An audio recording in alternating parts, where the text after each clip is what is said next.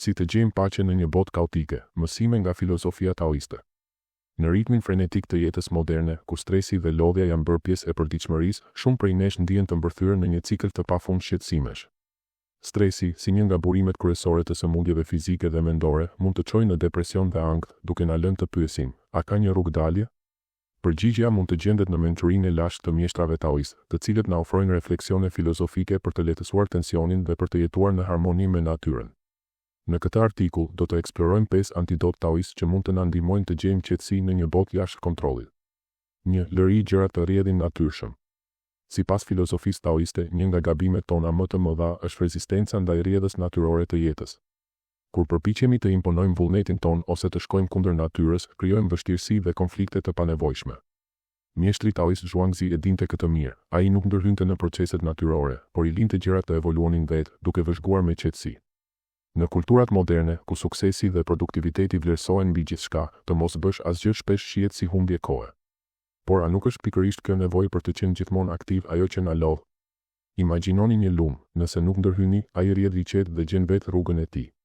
Po ashtu, në jetën tonë, problemet shpesh zgjidhen vetë nëse i lëmë të qeta. Taoistët na mësojnë se universi vepron sipas vullnetit të vet dhe përpjekjet tona për ta kontrolluar janë të kota. Duke respektuar rrjedhën natyrore, ne mund të jetojmë me më pak shqetësime dhe më shumë paqe. 2. Hiq dorën nga kërkimi i lumturisë.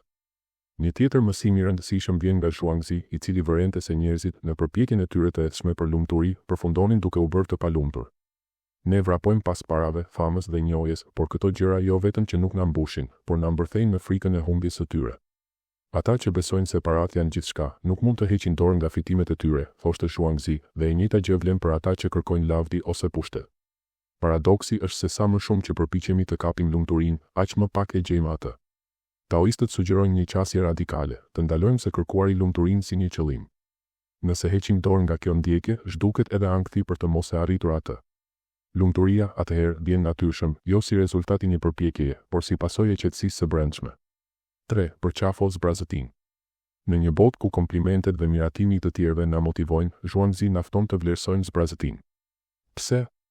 Sepse kur jemi të zbrazët nga lidhjet me gjërat e jashtme, si fama, pasuria apo opinioni i të tjerëve, ne çlirohemi nga tensioni dhe shqetësimet.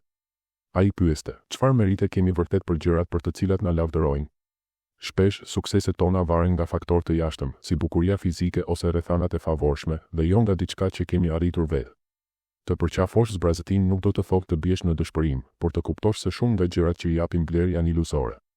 Nëse heqim dorën nga lojrat e kota të konkurrencës dhe kërkimit të pandalshëm, mund të gjejmë një qetësi të vërtetë, larg kaosit të botës së jashtme. 4. Gjej ligjin tënd të brendshëm.